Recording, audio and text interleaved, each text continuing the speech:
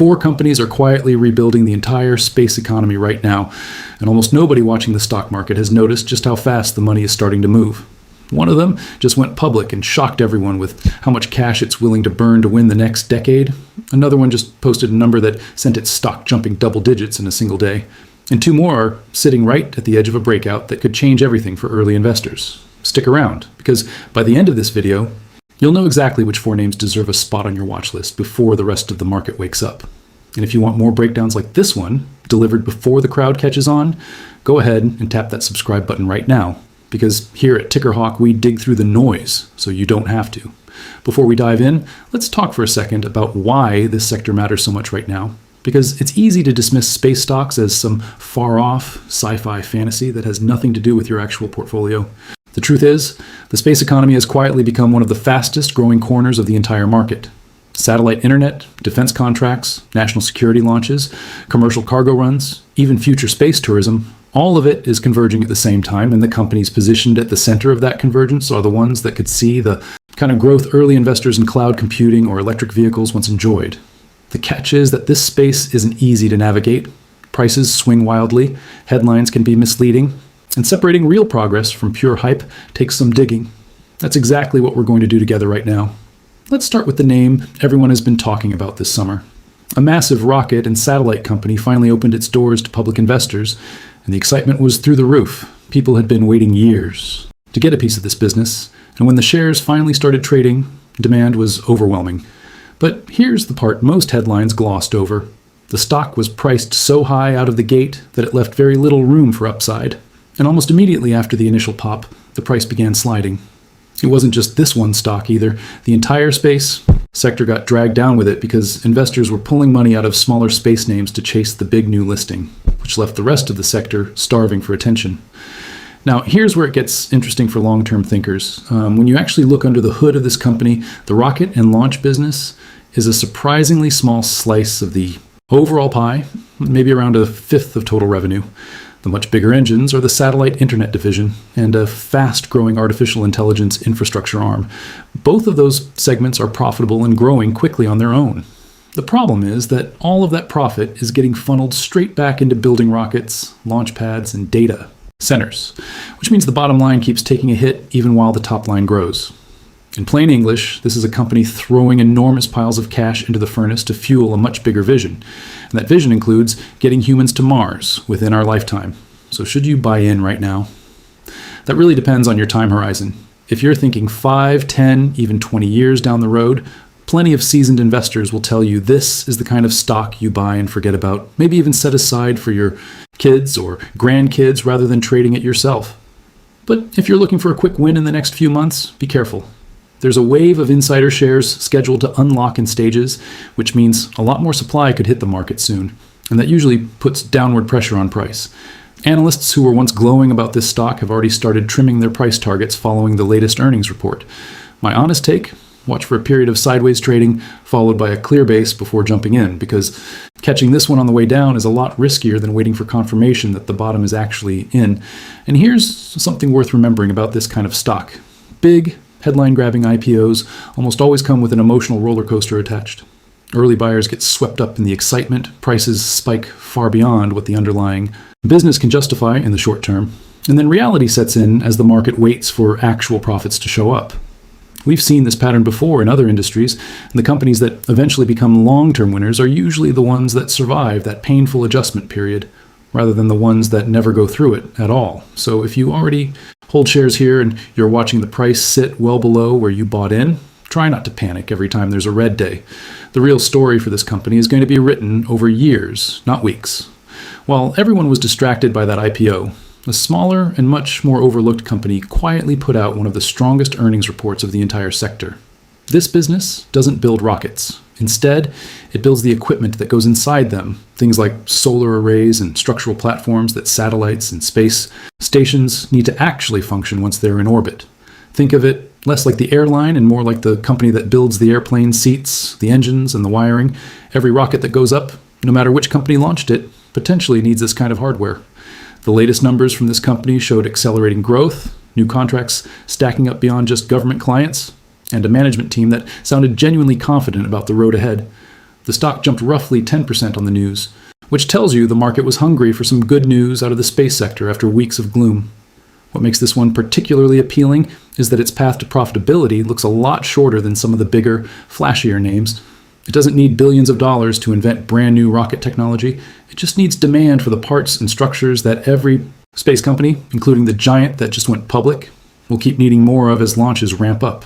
If you already own shares here, the advice is simple: stay patient through the bumps.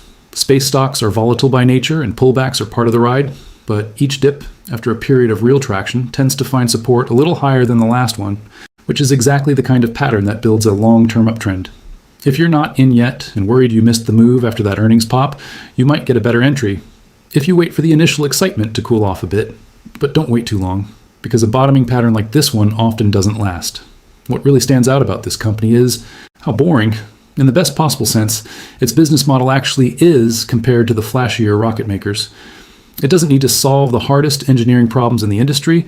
It just needs every single space company, government agency, and commercial operator to keep needing more hardware as launches increase.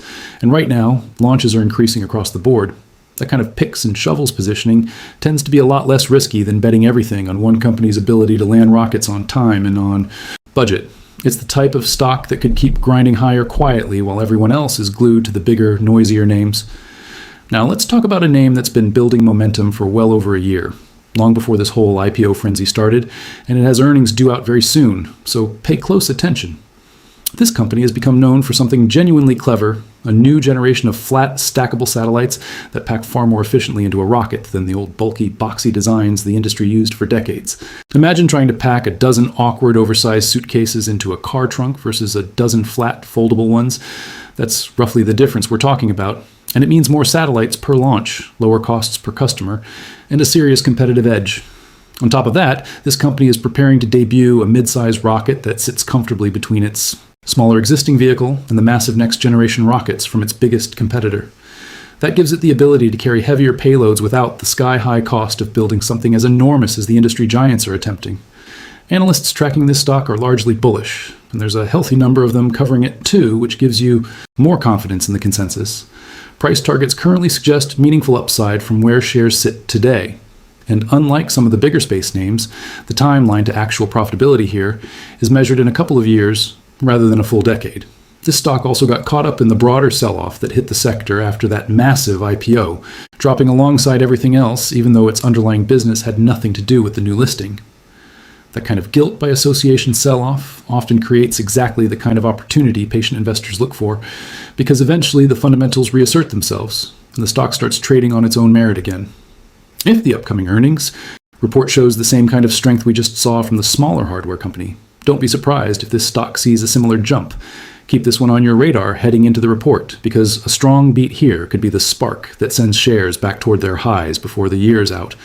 It's also worth pointing out how this company has managed to carve out its own identity separate from the giant that just went public.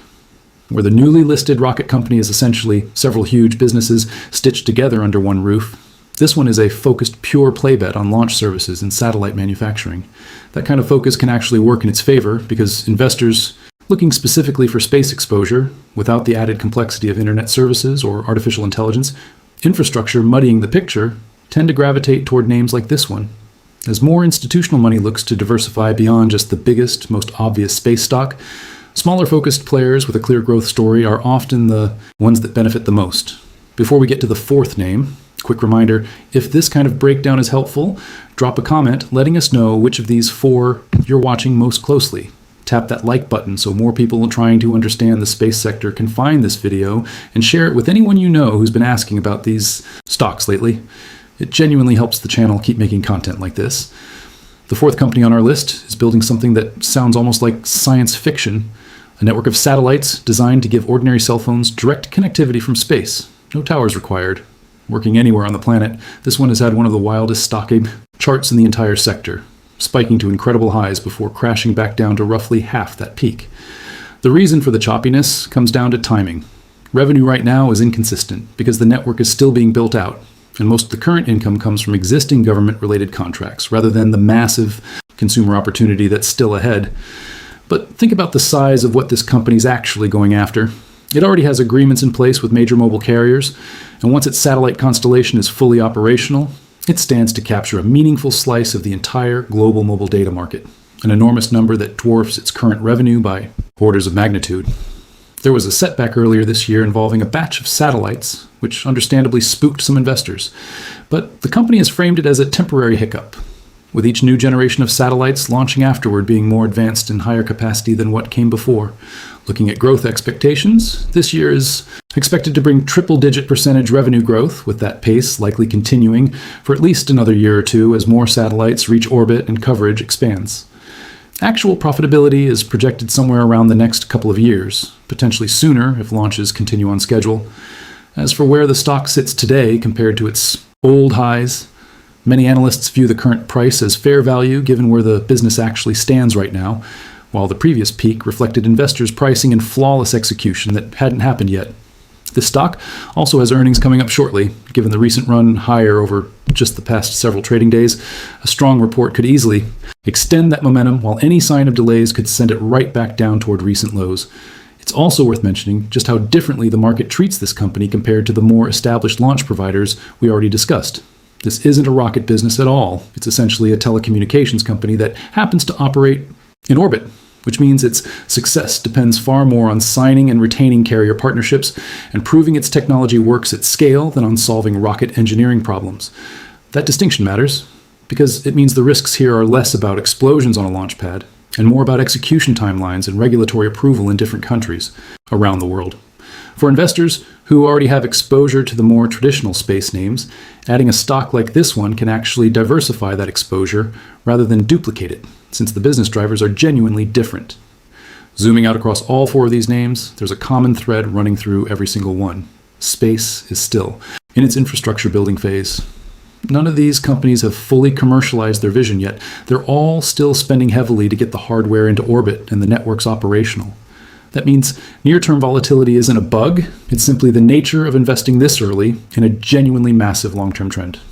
The companies that manage their cash wisely and keep hitting contract milestones are the ones most likely to reward patient shareholders once the spending phase gives way to the profit phase. So here's the real question worth sitting with. Are you comfortable riding out a few bumpy quarters in exchange for a shot at being early to one of the biggest industrial shifts of our generation? Or would you rather wait on the sidelines until the picture becomes clearer? Either approach can work depending on your own risk tolerance and time horizon, but doing nothing at all while an entire new industry gets built around you is rarely the strategy that pays off 10 years from now.